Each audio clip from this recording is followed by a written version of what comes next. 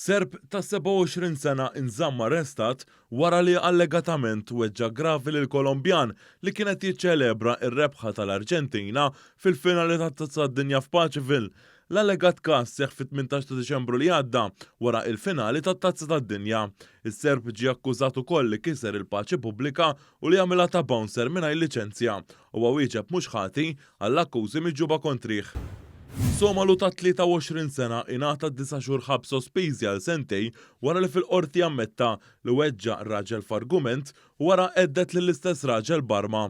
Fil-qorti huwa qal li kien xurban meta għamel dawn ir-reati wara l-mowt ta' missieru. Serb ta' 43 sena ingħata sentenza ta' 4 xhur ħabs sospiżi għal sentej wara li ammetta fil-qorti li saraq minn ħwienet ta' ħwejjeġ tal-isport. Il-każijiet ġraw f'żewġ ħwienet fil-Kirkara u f'San Ġiljan fis-26 ta' Novembru u fis-27 ta' Diċembru.